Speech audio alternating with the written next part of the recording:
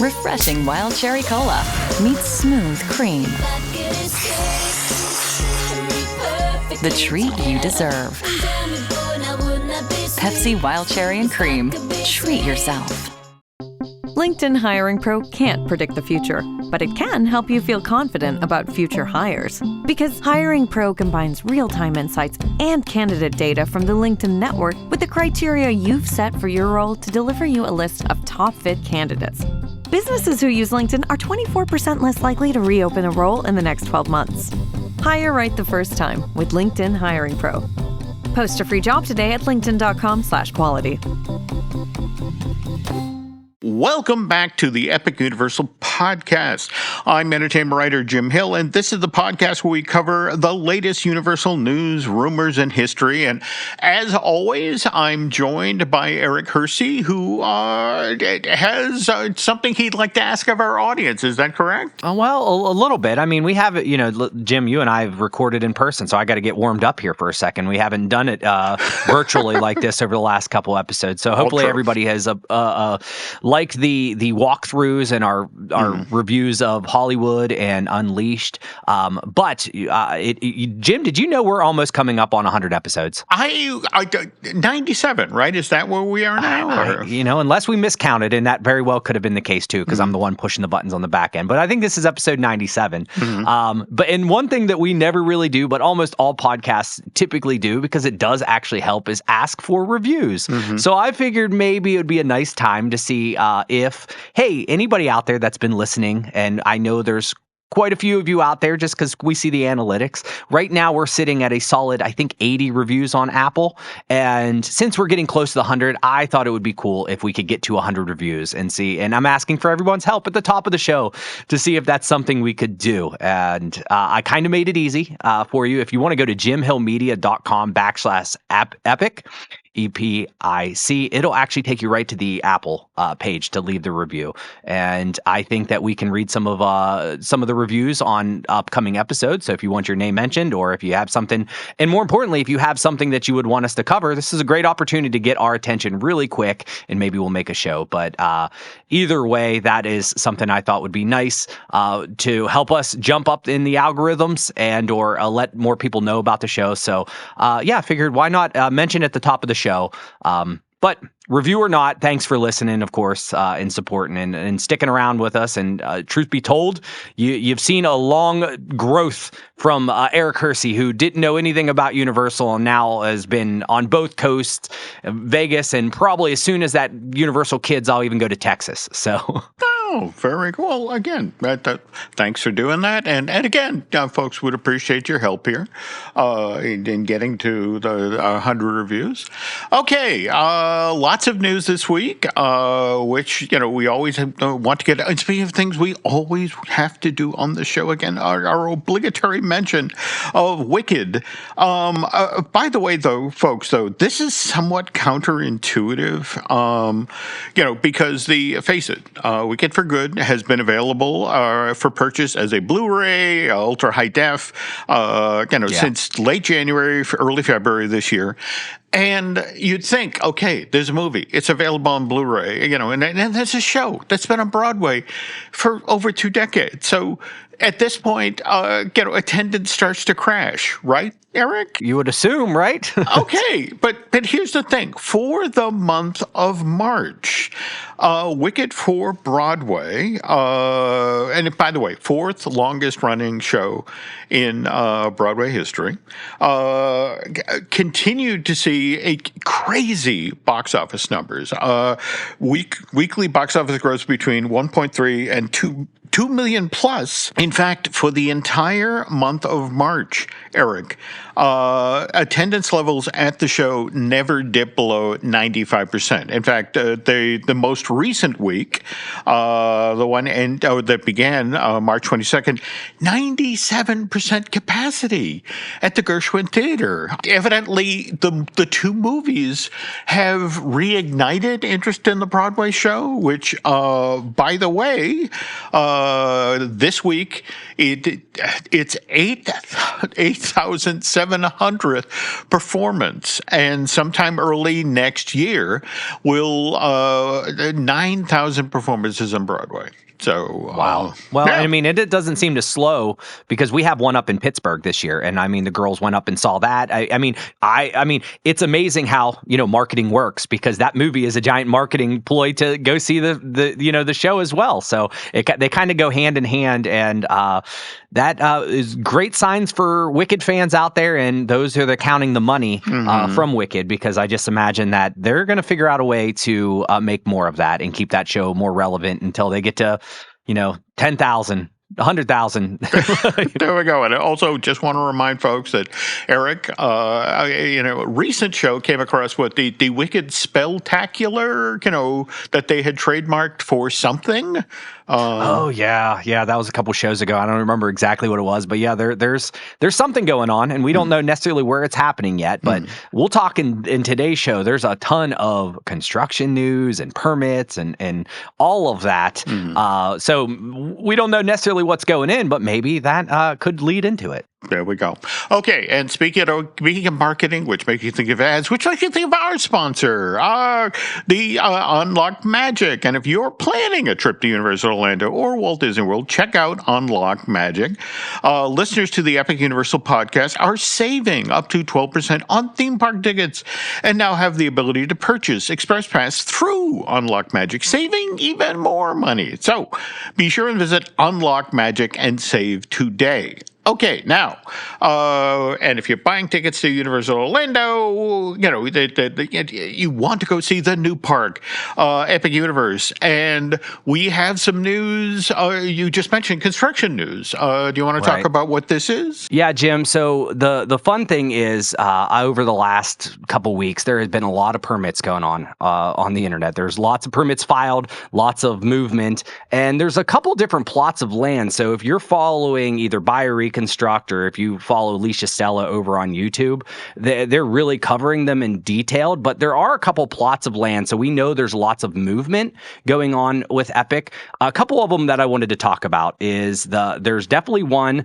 that is getting moved over by the Ministry of Magic, and we've known about that. And that seems to be a possible attraction. I think there's been rumors I've heard on the line that there's something about brooms or some type of capacity, something that might be an e-ticket, something that we'd be really excited about, right?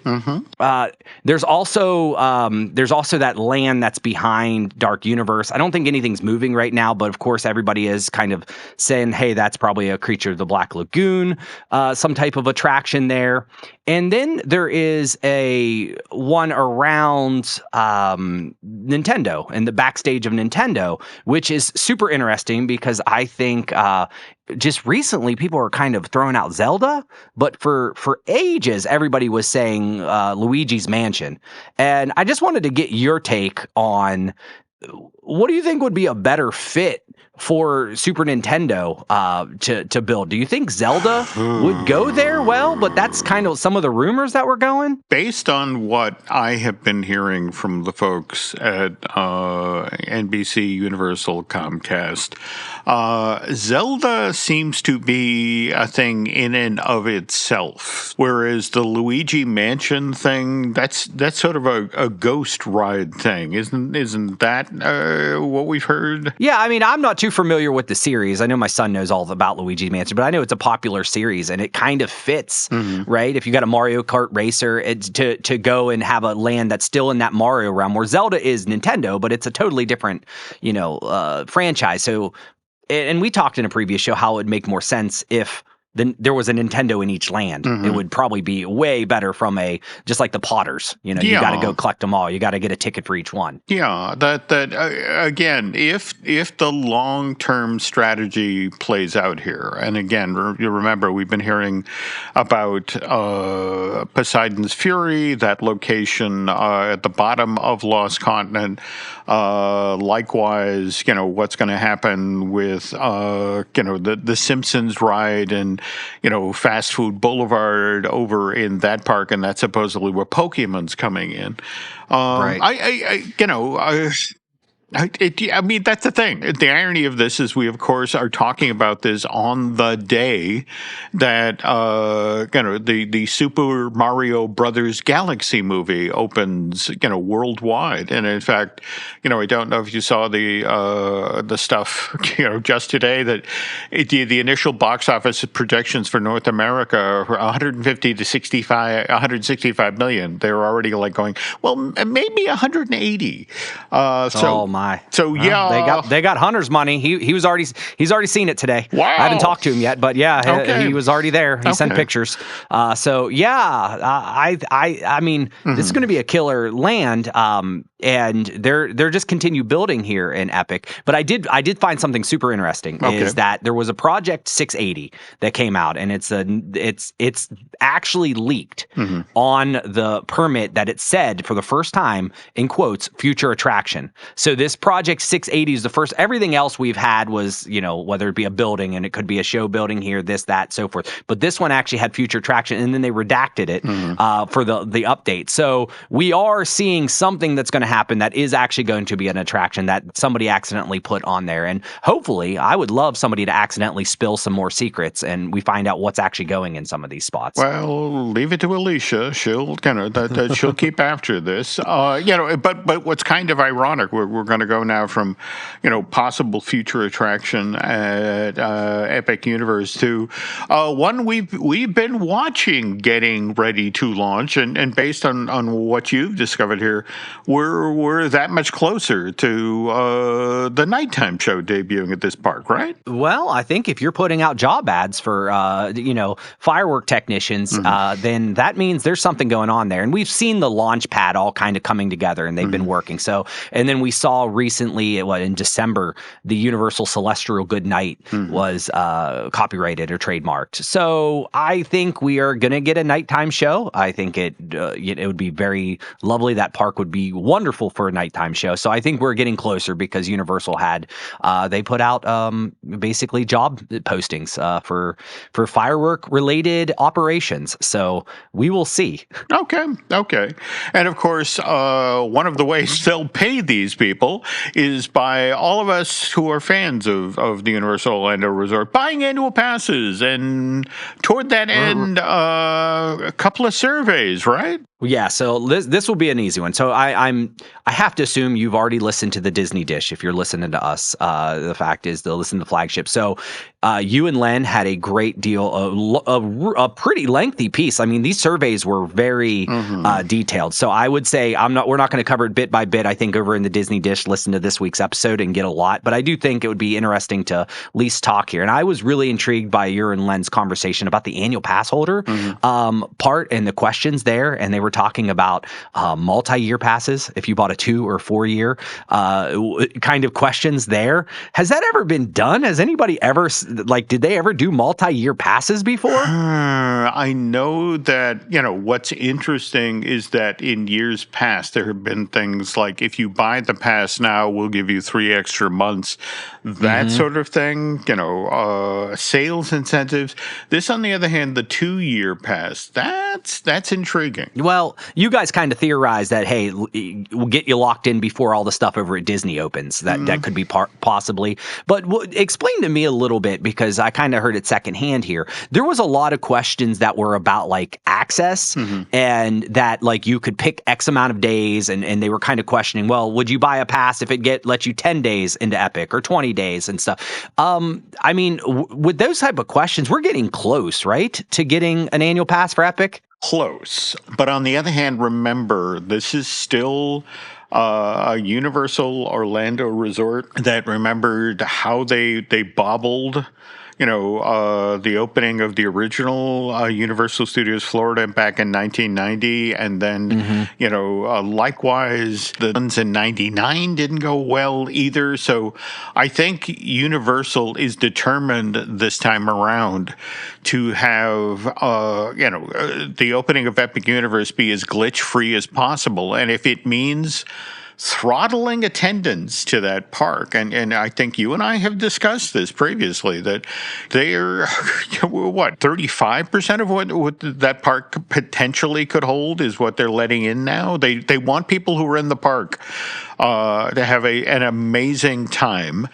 But there's plenty of room for growth, but again, at the same time, people, the true fans, the annual pass holders are chomping at the bit to be able to get into that park fairly regularly, and so this is the thing of, how do we continue to throttle attendance and yet, keep that, that group of our biggest fans happy. And so the thing about the tiers, and the notion of, allowing folks, get in 8 times a year, 10 times a year. You just have these diehard annual pass holders who really want to get into this park, but at the same time, with corporate throttling attendance levels at the park, it's just you can't give them the annual pass that they want. So you have to do this sort of thing in the middle where it's like, well, look, you can get in 8 times a year or 10 times a year, and hope that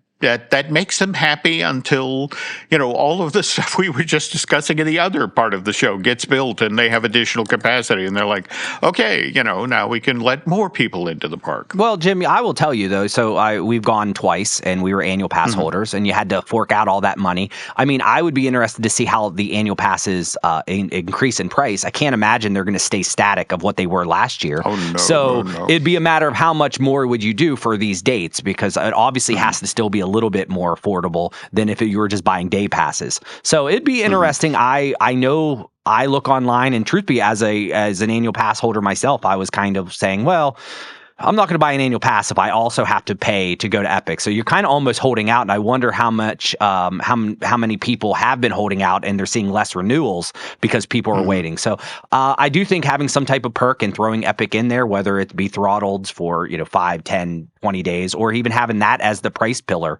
is a smart thing. But yeah, we'll keep our ears open for this, and if you guys get surveys anonymously. We'd love to have them. Yeah. I mean, appreciate those who've stepped forward and shared so far. So, all right. Anyway, okay. So that's our Epic talk portion of the show. But when we get back from this break, we have some news about Halloween Horror Night, the one coming up this year, right? Absolutely. Lots of familiar faces and a couple guys I got to ask you about. So we'll find out. There we go. Okay. But before that, there's this. This episode is brought to you by Ferrero. Soccer's biggest stage is approaching, and Ferrero is making it easy to go all in. Pick any 2 Ferrero brands from Kinder Bueno to Ferrero Rocher, and you could win the $1 million grand prize, plus an exciting range of daily and weekly prizes. Don't miss your shot. Official rules apply. Learn more at goallinandwin.com. Are you stuck staring at your W-2? Are tax refund worries holding you back? You probably have FOMO, the fear of messing up. The fix? Using TurboTax on Intuit Credit Karma. They find every credit and deduction to help you get every refund dollar you deserve, or your money back. It's time to overcome your fear of messing up and get your taxes done right. Start filing today in the Credit Karma app. And we're back. Okay, so Halloween Horror Night 35 in Orlando. Hard to remember, back in 1991, Fright Night, 3 days? And now it's this industry. Yeah, it's a mega juggernaut. And of course, they were dropping all types of news while we were, hanging out in the park, so to speak. So, and I feel like I know a little bit more. I'm way more educated to talk because I've done my first horror experience. So here we are. They announced 35 and the logo came, I think it was at MegaCon, is when they made the big announcement that Jack the Clown and Dr. Oddfellow are both going to return for 2026 event. So I got to meet Jack the Clown in person. He got to terrorize you and I got to watch that. But I'm not too familiar with Dr. Oddfellow, but it sounds sounds to me like these guys have been rivals in the past, and they've had their own houses, so to speak. Any knowledge on this, or are we going to have to do some digging and doing a feature in a couple weeks? I would imagine this is feature worthy. I mean, Jack alone. In fact, we may have to reach out to Mr. Aiello because he how some Disney cast members are friends of Mickey's. Mr. Aiello is a good close personal friend of Jack's. Wow. And he might have some insights about what they're looking to do this time around. But what we know so far is it looks like these two are going to appear together in a house. Is that correct? Or yeah, it looks like they're going to team up. I think it's Chaos and Control, and they're going to place guests inside the Oddverse. So it's going to kind of explore their key moments of their history. So it is, they're joining forces, and instead of fighting each other, we're going to get to do it together. And yeah, they're celebrating the 35th, and it has a nice little clown-esque, graphic. The 3 and the 5 it looked. So there was people already kind of assuming, and we heard early on, and there were signs that people were saying, well, they're going to do an It themed house or Welcome to Deer, and I don't see that happening now. We're not bringing Jack and also doing something like that. So I think a lot of the fans, I could tell, the diehard fans were really excited to have these two guys out. But they, a lot of people are also excited because it looks to me that there is a new Scream early ticket. Did you see this? I know you guys talked about it briefly on the dish, right? Yeah, I mean, I have to admit, I'm kind of intrigued with the idea of starting my Halloween Horror Night experience at 2:00 in the afternoon. Sure. But on the other hand, the notion that if you buy this admission package, you are guaranteed to get into at least 3 houses before the actual event that night gets underway, which at 6:00, 7:00, I want to say. That's really tempting. Especially, I mean, look, I've been lucky enough in the past that Universal has invited me down to media events for Halloween Horror Nights, and they march you through all 8 houses and make sure that you see every live show, and that's tough to do even when you can jump to the head of the line. And then, for a lot of folks, again, they'll go to Halloween Horror Nights and be lucky if they can get into 3 or 4 houses over the course of the night. So the notion that you can do this admission package and even before it begins, have 3 under your belt, that's really tempting. Yeah, and I think, for someone like myself, if I would go down, I'd probably dedicate one night or one day to do Halloween Horror Nights. But I also love to complete things. I'm a completionist. I need to check things off. So for someone like myself, I would either have to buy 2 nights and dedicate that, or something like this. They're getting extra money, and you're probably going to have a much better chance, hopefully, to get it. But I could see this being a way that they can increase some fan satisfaction, but also it's not for free. So they're still going to get there. So it is interesting. You guys kind of talked about how it's not going to be the same houses each time. They'll rotate. And it is kind of making a more tiered experience. So I think that if you're a fan and you want to try to get it all done in a night, this is your best option, right? Yeah. Or one of them. I mean, there's a lot of different options out there right now. But I did notice shared out on a social post that the word staged entrance or staggered entrance has been removed this year compared to last. So you and I dealt with staggered entrances at Unleashed, and I don't know if that's normal, but do you think they're just going to, this year, to relieve some of that stress, that they're just going to have everybody kind of in a line and it's not going to be staggered as much? I don't know. I mean, the weird thing is, again, Universal's been doing this for 35 years, and there's a way these things work, and you pulse people into these buildings in small groups, so they're not on top of one another, and they're enjoying each individual scene of it. I would just caution, don't read too much into what might be an editing mistake or a typo. Yeah. That sounds fair, because I just didn't know. I don't know how it would work if we're all just in a conga line and there's a guy booing. You already see it happen. It just doesn't seem like that would be super effective. Although they could probably get more people through.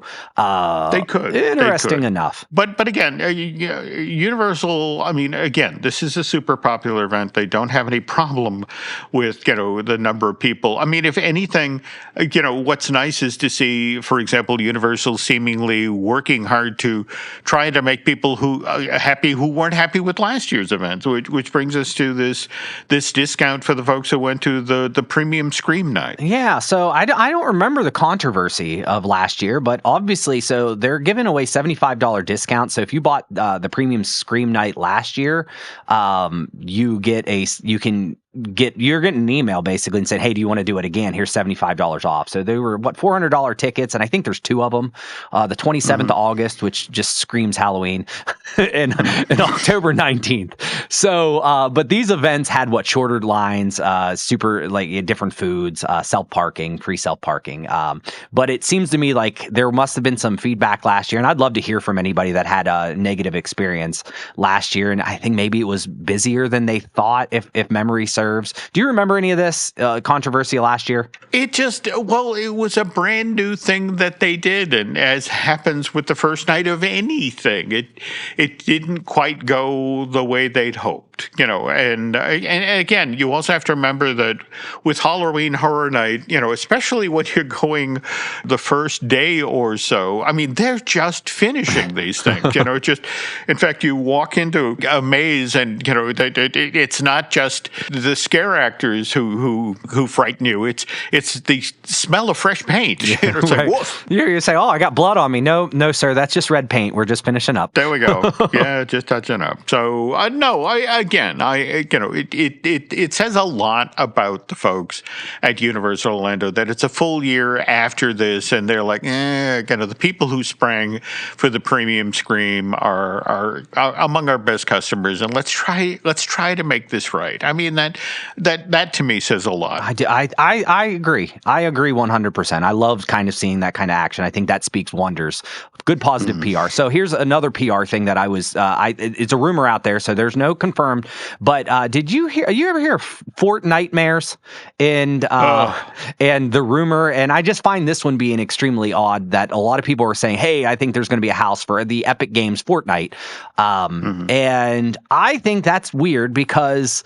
Our pals at Disney have a lot to do with Epic Games, right? Yeah. In fact, I don't know if you have seen the stories this week. The layoffs? Or the money put into it? One of the two. Well, the story about maybe Disney, one of the reasons they're doing the layoffs and all that is that Disney might be looking to buy Epic Games. Yeah. So they got a lot of money back from that Sora deal. I'm pretty sure going down. So, but this is a licensing deal, though. The thing is, I mean, at the end of the day, we've seen characters from different universes and different IPs in Fortnite. I mean, I remember the Power Rangers there, and they're not owned by Disney. I know they have a deal, but. I mean, do you think there could be a house? Do you think? I mean, I would be immensely popular, I'm sure. This is what's interesting about this time of year, that Universal breadcrumbs, I mean, gets, it's like, we'll get another house announcement next week or thereabouts. I mean, for the next 8 weeks, they'll parcel these houses out and different aspects. And, that's the thing. Universal has surprised us in the past. So something like that, you got to say, you got to love that name, though. Fort Nightmares. It's kind of great. Wow. It's kind of great. It is kind of great. It's kind of great. I could see that being a good thing. Hey, Jim, so we were just out in Vegas, and I didn't know this was available, and I probably would have said, this is dumb. Nobody would ever buy this until we actually went out there. Did you see that they're selling Frady Cat tickets over at Horror Unleashed? No. And now what's intriguing about these is that it's just you get into Universal Horror Unleashed. You don't necessarily get to do any of the 4 houses, but you get to experience the entertainment that's wandering around inside there, which, if you listen to the show that Eric and I did, quite a bit of entertainment. Yeah. Likewise, the 2 bars, the 2 restaurants. I mean, you could see Jack the Clown show, right? Yes. What's interesting is the Frady Cat ticket, not talked up, but was going for $29.99, has now been discounted to $19.99. And, I got to say, if you're looking at this from a point of view of, somebody who's spending the day or, a couple of hours at Area 15, this is very tempting. I mean, you get in, you get to experience the entertainment, and you can do some shopping and, have a meal, grab a drink, sort of try it on for size and then decide, ooh, do I want to come back and do this later? Yeah. I mean, for $19, I mean, you either can get a bottle of water in Vegas or you can go here. So, I mean, it's the equal pricing. There we go. But yeah, I mean, I think it's interesting. So we obviously had a situation where we had to kind of occupy the others. Lauren, Lainey, and Miles had to go do something else. And if there's not a Barbie experience next door where you can roller skate, you might just be like, well, I'll hang out. I don't need to get scared. And I mean, yes, it's kind of creepy. I don't think my kids would have loved being like walking around with vampires and terror. But go over there and get a drink, or like you said, and just look at the props. I think it could be something worth doing. So I'm not going to completely poo-poo on this like I probably would have, because I was like, why would you pay to get in if you can't do the things? But there is actually a decent amount of things that if you're trying to kill an hour, and the discounted price of $19 is not bad at all for what you could experience. Well, now, speaking of killing an hour or killing in general, what's kind of interesting about that is on the show that Eric and I recently recorded about our visit to Universal Horror Unleashed, we were puzzling as to, well, all right, what do you do going forward? Do you do holiday promotions, that sort of thing? And which brings us to Feaster Grievings. Is that what this thing for April is called? Yeah. So we saw them do this with Krampus, in December. Right. They had, that's right. Okay. Yeah. So we kind of have an idea of what they're doing, and at the end of the day, we now have ourselves a pretty sadistic-looking bunny. It reminded me of Donnie Darko. Oh, very much so. Yeah. Yeah, so we have the Feaster Bunny. So this press release literally came yesterday. I think you sent it over. So let's look at I'll read from here. Feaster Grievings tells the tale of an unfinished horror film that has resurfaced, leaving its sinister protagonist, the Feaster Bunny, eager to complete what he started. As guests enter the Universal Horror Unleashed, they'll receive a call sheet and become part of the production, beginning their journey on a rotten egg hunt. As they embark on their twisted search, they'll come face to face with eerie characters like Grace, the young, spoiled girl who torments her tortured bunny, demanding he finds every rotten egg. Guests who take part in this search will win a special prize, from discounts to free merchandise and more. So that sounds pretty good. And then they go on. After the hunt, guests can make their way to the Boiler Bar and enter Feaster Bunny's film workshop, where they'll be welcomed by the maniacal actor for a photo op and becomes extras in his masterpiece. They'll then continue to the Hedge Maze Madness in Jack's Alley, the final scene of Feaster Grievings. With cameras rolling, they must enter the maze and search for the twisting hedges and the coveted golden egg, protected by Feaster Bunny's obsessed followers. Wow, Jim, lots of questions. We know what they're talking about here. Are they going to turn like a whole section into a hedge maze? They're going to turn that whole bar into a maze and kind of make an extra room? This sounds pretty cool. I have as many questions as you do here. Just having been in that space. And in fact, what's especially interesting about that is that, I'm not going to lie, I don't know, unless there is a room off to the side there. I look, the bar in Jack's Alley, that's where we went and did our tarot reading. That's really kind of tight and small. And where are you going to get the drinks?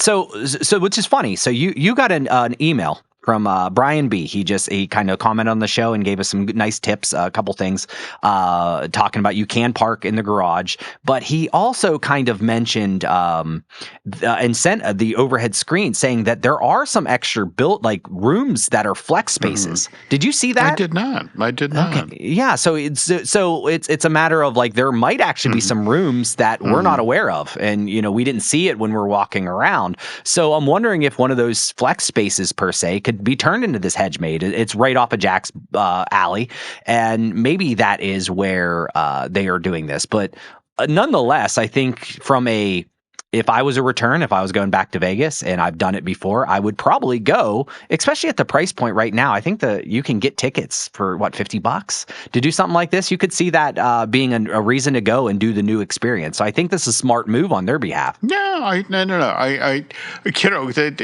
Forgive me for saying this, but it's just sort of like, okay, so we got Krampus, we got Feaster, the Feaster Bunny. There's a part of me that's like, hey, you missed Cupid. You should have done Valentine's Day. But again, just applaud them for doing this, for trying this month-long promotion. And if somebody gets in there, one of our listeners, and checks out Universal Horror Unleashed during the Feaster Bunny thing, please reach out. We'd love to hear about your experience. Yeah, I want to see how this all works. And that goes from April 1st to May 2nd. I don't know if I mentioned that or we mentioned that, but yeah, there's some time to do that. Okay. So super interested in what they got going on there. And I know you were digging into some information about Chicago. I think maybe we'll share that on a upcoming episode, what you kind of dug there, right? There we go. And again, interesting about that one, whole different kind of setup, and actually seems to have a much better potential of doing stronger business. But we'll talk about that in a future show. And we got still more news to get to, folks. So we'll do a quick ad break here and then come right back. With Sam's Club, you have the freedom to shop your own way. Curbside pickup? Delivered to your doorstep? Come in and grab it yourself? Yes, yes, yes. They've got plenty of options. Your call. Say yes to shopping the way you want. Join now at samsclub.com/yes and. You must be 18 years or older to purchase a membership, and membership is subject to qualifications. Visit samsclub.com/yes and for details. Halliday presents, in the red corner, the undisputed, undefeated Weed Whacker Guy. Champion of hurling grass and pollen everywhere. And in the blue corner, the challenger, extra strength Halliday. Eye drops that work all day to prevent the release of histamines that cause itchy allergy eyes. And the winner by knockout is Halliday. Halliday, bring it on.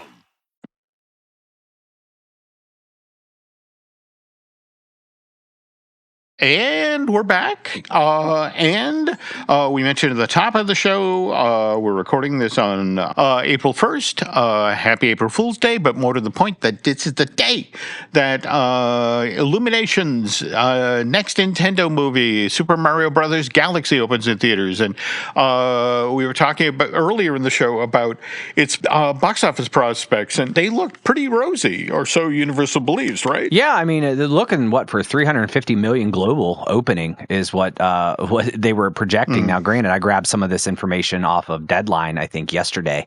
Now that it's open, they might have a little bit more. I don't know how that kind of transfers, but looks to be like everything is prompting a good reaction.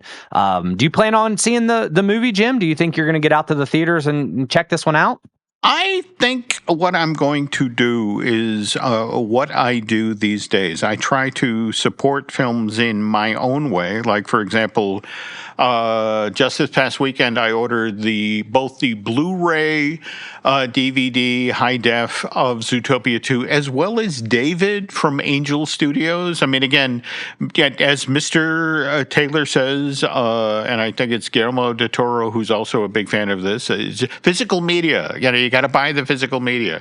So I'll hang in there until there's a Galaxy movie, physical copy. How about that? Listen, that's a lot less germs and less hearing people crunching on their munchies next to you in the theaters, which is one of the major reasons I try to avoid that as well. But I appreciate that. But yeah, we'll see. But the synergy machine has been running rampant because over in Hollywood, there's a photo op. I think it's City Walk, and then also there was that limited Yoshi photo op that was out there. So I do think that Universal is pumping to get people out in the theaters, and there's also with FanFest you get to meet all the multicolored Yoshi. So I'm wondering if these Yoshis actually show up in this movie. Interesting point. Well, since I'm a terrible person, I will head over to the movie spoiler as soon as we finish recording the show and read a description of the film. So I will ask Hunter as soon as he comes home from said film just to ask if there's multiple colored Yoshis. But we know Yoshi's in there. We also know from the ad this is a full-size T-Rex in this thing. And speaking of T-Rexes, we have some Jurassic Park news as well. Well, we got to see it kind of going up, but did you know like a day or two after we left Hollywood, they actually opened that walkthrough experience, the Jurassic Park, what we were seeing that we were all kind of assuming was a something for FanFest. It turns out it's just anybody could go up there and you got to and so they have all the props. You get to walk underneath the Jurassic Park archway, and then you got to see John Hammond, Ian Malcolm, and Dennis Nedry in his getup, and the clips online are everywhere. Great character representations there, and we just missed it, Jim. Oh man, did Dennis have his shaving cream can with him, or he definitely, somebody asked him for the password, and he's and it was great. It was beautifully done. Oh, there we go. You didn't say the magic word. Oh, that's it. I love that. Yeah. Okay, cool. So, but the funny thing is, there's some speculation. Is this just to hype people up for FanFest? Like show them a little sneak peek of, hey, this is what you kind of get. Buy your tickets in this, in this booth over here while you're in here. What do you think? Oh, that would be ingenious. Give them FaceTime with John Hammond and Ian and Dennis, and get you ready to go hang out with Scooby and Shaggy and Velma. So right, yeah, and then so speaking of those guys, the information came out. More information came out. We knew that there was going to be a classic Monsters and Scooby-Doo mix up here, but we kind of have the plot now. So you are kind of cast as in a monster movie where the villain is called the Phantom Director, and essentially this is kind of the walkthrough exhibit that the Back to the Future had last year, where you got to go down there. But this is going to be in Little Europe, where I guess Dracula and Frankenstein and it's this great little corner of the classic Universal lot, where again, whenever Frankenstein's monster, suddenly appeared in the village, this is where they shot that scene. Yeah, well, so this is, and we didn't get to go by that. I don't think they drove by it in the lot because I think they're all obviously fixing it up, and there's been video of them getting this all ready for FanFest anyway. But so you're going to get out, and this is where you get to explore on foot. So anybody that wanted to actually explore this area, but you're going to use a mystery manual, and you're going to solve clues, and of course there's going to be show moments with iconic monsters, so like Dracula, Bride of Frankenstein, Wolfman. So this will be pretty cool, and of course there's going to be a Scooby-Doo style reveal at the end. So that is going to be the greatest. Ripping someone's face off. And of course it was this guy. Kind of excited, man. I really wish I was going to be out for something like FanFest, but I don't know if I can do 2 West Coast trips in 1 year and get away with it. That's the thing. We are, in fact, as we speak, trying to score tickets to the D23 Expo this summer. So, yeah.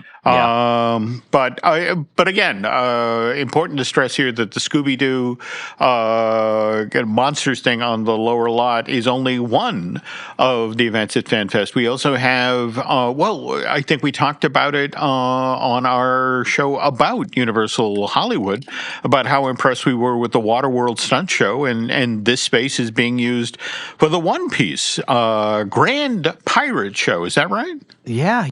that last year the One Piece was a big success. There was good lines, and I think it was just meet and greets. I don't think there was anything elaborate. So everybody that's in the One Piece universe that was all kind of saying, "Hey, we need more, we need more, we need more." So they get more. So this is going to be a live action performance, stunt show, special effects, and audience interaction. So I don't know much about One Piece. I've learned ever since last year when I first heard of it that there is a huge audience out there, big fans, and now I can recognize when people are cosplaying as One Piece, which there was a decent amount in Wheeling, West Virginia. One Piece people for Halloween. It was like, wow, didn't know that this was such a thing. I think they're going to get, and we'll probably learn more about this, but having a whole show in the Waterworld area is a pretty nice catch. Oh no, absolutely, and Alice is a huge fan of One Piece. So I was dangling this in front of her, trying to get her out of the house to come see it, and so far no success. But and speaking of things that get dangled in front of you with the hope of luring you out of the house, let's talk about this Universal Hollywood all-day dining pass. Yeah, this is just new. So they just came out with it's basically, it's a dining pass that they're trying to get you out of the house, like you said. 2 eligible entrees and 4 additional items such as snacks, sides, desserts, and beverages. So it's essentially you purchase this and you can kind of get all this, and it's running for what, $59.99 to $65 per person. So it's a standard dining pass. It's kind of the first that I've heard of it. But my question, Jim, is I just didn't see that there was a lot of places to eat, or was I just moving too fast? Is there a lot of places to eat out in Hollywood? Yeah, actually, there's a surprising number tucked away, and they do have a really good food program out in Hollywood. Face it, that was the thing. When you, Lauren, and the kids were out there, you were largely trying to rack up shows and attractions that you couldn't experience out in Florida, and I know Lauren, wearing her "I Want That Too" hat, was, being diligent about going in and out of stores. But when you guys finally did dinner, you actually did it out in City Walk, didn't you? Or yeah, we did dinner. The 2 or 3 times we were there, I don't remember eating too much. I know we got a giant, a donut.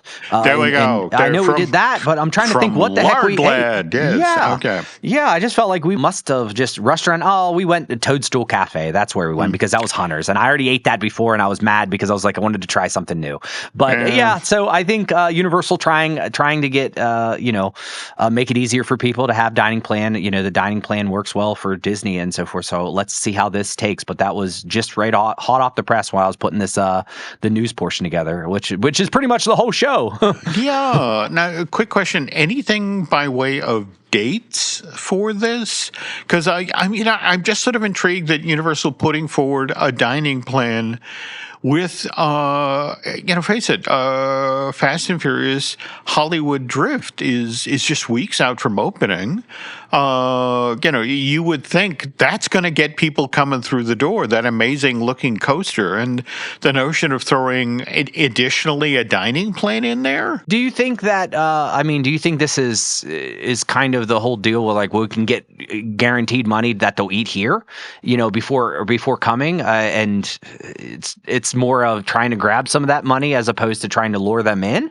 I don't honestly know. Face it, if you paid for the dining plan, you're going to try to get at least 2 meals. Right. And, so you're going to spend a longer time in the park. But I don't know. And you said this literally just got announced, right? Yeah. It just announced on the 31st. So I assume it's going right now. There was a lot more information. It was picked up by a lot of the news articles. I found it on Amusement Today, but they have it addressed and kind of go all through this, trying to hype it up. So interesting to see. I was just curious about where you could eat.